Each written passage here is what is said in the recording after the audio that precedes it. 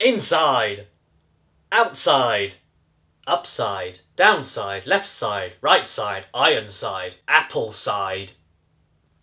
So recently I played and finished Inside for the first time ever, and that was top-notch family entertainment right there. Yeah, real good old eat for everyone shit to see. I was a fan of Playdead's first game from a few years back, Limbo. For what it sets out to do, it nailed it as far as I'm concerned, and it became a huge hit in the indie game scene and the cinematic platformer genre often considered dead since the late 90s. And I'm happy to report that Playdead didn't let the overnight success of Limbo get to their heads, and unlike Five Nights at next month release date 7.5, actually spent years crafting a game similar yet different in a lot of other ways, and one that actually managed to audibly shock me on more than one occasion. And yes, just so that we're clear for this particular episode, this entire video is going to be a big spoiler. Even if I don't talk about the story or the theories about it or whatever, just from the way that Playdead do their visual design in their games, everything that their storytelling involves is all visual. It's nothing auditory and it's nothing that I can explain. So if you're thinking about playing this, the entire experience could be ruined by just looking at a few scenes from this game. So if you were thinking about playing Inside at any point, please stop watching this video now, okay? Okay. Inside, upside, downside, offside, rear, car tires. I'm going to talk about the gameplay first off because the story is just, well, you'll see. Inside, on a fundamental level, plays pretty much identically to Limbo, but with a few more nuances and different ways to actually play that make it feel more like the spiritual successor game I feel it was going for. We are yet again in a dark and dreary, hopeless world with left and right movement, a jump, and an action button, and that's it. The immediate thing to note is how the world around you is not presented on a flat 2D plane anymore, but instead with 2.5D! Is there anyone out there from the beginning of my channel that knows what that means? No?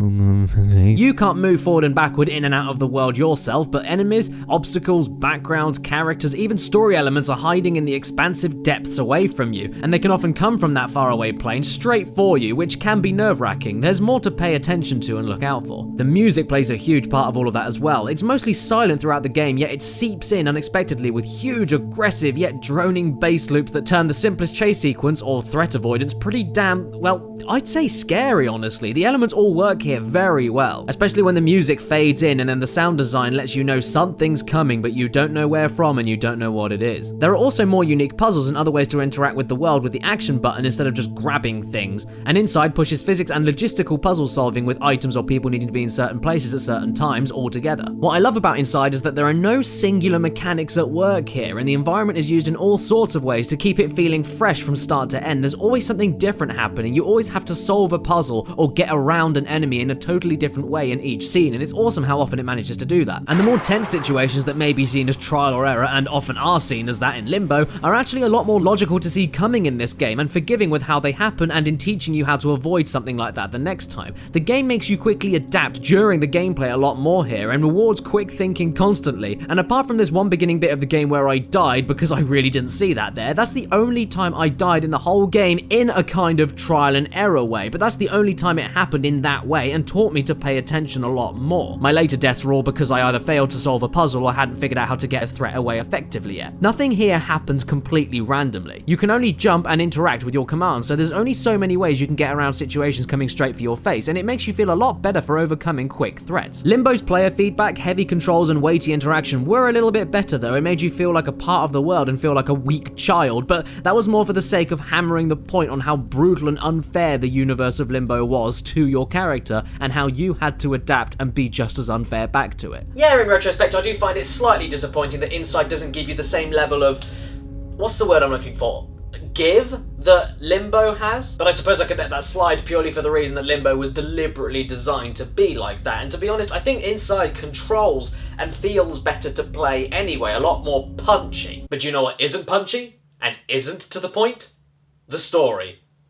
Oh fucking hell, where do I even begin with this one? Okay, I'll start here. The story is fantastic. There is no standard narrative here, no beginning, middle, or even really an end, but just a series of speculative details that culminate to a shocking final scene that honestly left me speechless. The visual design helps magnificently and tells its own story different from what you're personally going through, yet is still forcing you to be wrapped up around it. And the visuals themselves are beautifully stylized with a more realistic, gritty edge that makes it more unsettling and I'd argue spookier compared to the dark storybooky Limbo. Limbo Limbo is very illustrative and fantastical in comparison, and your suspension of disbelief lets go wildly as you escape a giant spider in a forest with no colour anywhere. But with Inside, all this stuff here hits closer to home. It's more inescapable and makes eerie moments and sudden snippets of violence all the more nasty because of that. Every single detail is considered, from the fact that you're one of the few people wearing red in the whole game, and how it isn't clear if you're all definitely humans or synthetic fleshy robots with the lack of facial features. And amazingly, it never feels pretentious, preachy, or complicated for the sake of it. It's all subtle and envelops you in dread. Everything here seems to have been thought out, and it's actually very unnerving. Nothing is immediately clear. Everything is realistic looking but blurred with alien qualities and obscure, off-putting sequences, such as where nothing happens to you as the people trying to kill you from the start all of a sudden stare into a mystical dome at the end of the game. I was asking out loud what the hell was going on from the very start, and slowly started piecing things together in my own little way, with no dialogue and no cutscenes, just gameplay and all visual details in the background and foreground.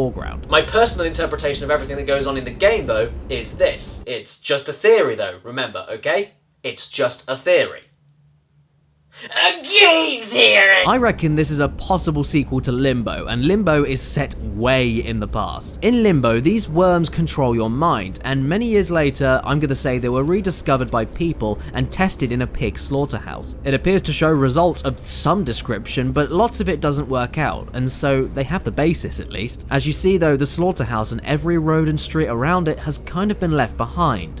Why? It turns out that the people or whatever living here has figured out how to harness this mind-controlling power and is now using the entire population like puppets. Why are they being orchestrated around like this though? Well, since our character is being hunted from the very start and everyone is happy to kill on sight for anything that doesn't 100% fall in line, I have a feeling it's to do with literal world domination, or maybe prepping them up for an upcoming war for them to mindlessly fight in against their will. And the other families coming over to see this happening is a disgustingly creepy detail that back up this idea a little bit more. They want to see their soldiers and their salvation working as planned, and show their kids that everything will be fine in the future. Since the slaughterhouse is one of the first buildings you see totally empty, I also reckon this company exploited and stole the working class in this world to fight for them. As you continue on your quest, you really can't see where it's going, and industrial technology seems to be increasing, so much to a point of you personally being able to control these puppets with special helmets. You even come across an experimental electrical bomb energy station thing that destroys absolutely everything on this test site. Is this a bomb being made for whatever war is going on and forcing the puppet people to fight in? Or maybe it's a final resort if this company's mind-controlling experiment goes wrong and all the people come to their senses and turn against them. As you carry on, things become grossly more clear as you discover the literal brain of the operation and what appears to be linked up and powering all of the mind control helmets that you've been using. A living mound of bodies formed together, constantly screaming in pain once you are assimilated and break out. A few people try to stop you to no avail, but a few others start letting you out deliberately. Some people even get crushed under this mass as you soak in the blood, and this whole ending fucked me up so much I couldn't sleep after I finished the game. It looped around in my head for hours after I finished it. It's just so fucked up I had to think about what this all meant. After this revelation though, the next theory I believe around all the other stuff is that you're actually being controlled from the very beginning by this mind-controlling brain thing to help it escape and end its suffering. Hence you lose control at the very end of the game once it kind of dies in the great outdoors. And there's all these little details that further add to what I believe with that. There's a flooded lab section part of the game, or was it a ship? Was it a ship used in this war that I keep talking about? Are these evil water cannibals failed attempts of the brain trying to control another child to get itself out, and so they were just kind of left here and eventually evolved to live here? Evolution and rebirth are themes in this game, with the kid dying at one point in the game and then getting jabbed with something allowing him to breathe underwater. And of course this weird sperm and egg imagery when you're assimilated. And once you enter this dome where the brain is, you lose all of your clothes like these water people. You're even kind of the same size as them, so were these kids like you at one point and got so close to the brain but were eventually captured and thrown away to stop the brain escaping? It would explain why there aren't that many in the entire game. It isn't easy to get to this point, so maybe that's why the brain keeps trying to get itself out. It's getting so close to saving itself. These creatures also have long hair, so they must have been people once that have been here for a long time. It's possible. And how about the secret ending you get after solving all of the very well hidden and difficult side puzzles? If the mind control power network is being functioned by the brain, then unplugging this entire secret underground system system probably keeping electricity flowing around this part of wherever you are, and therefore keeping the brain alive, would obviously kill you straight away. And you could say, well, how can the kid act on his own and control his own puppets then if he's being controlled himself? Well, at only one part of the entire game, you actually can inception your way to controlling a puppet through another puppet. So yeah, as far as I'm concerned, it's totally plausible that the brain controls you as you are able to control another puppet. This would also explain why the underground power cable is secret and so hard to access in the first place. They don't want to lose any of the work that they've done here. I mean, shit. How am I supposed to conclude this? Well, I guess I could round this off by saying that Inside was a truly unforgettable experience for me, and even though I was a little bit bummed out by the high price tag for what you actually get with the game itself, I still have no problems with it as a game whatsoever for what it sets out to do and how it executes it.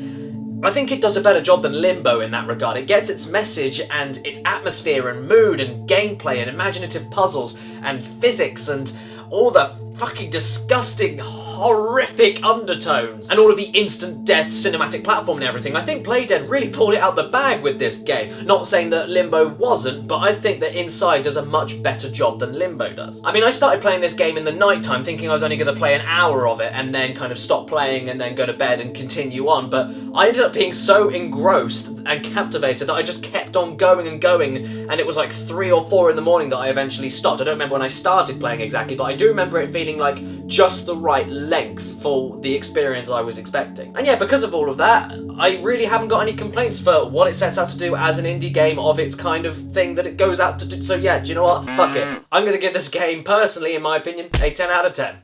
If it's your birthday today or watching this video, happy friggin' birthday to you. Please remember to stay beautiful. And I loved Inside even though it was fucked up.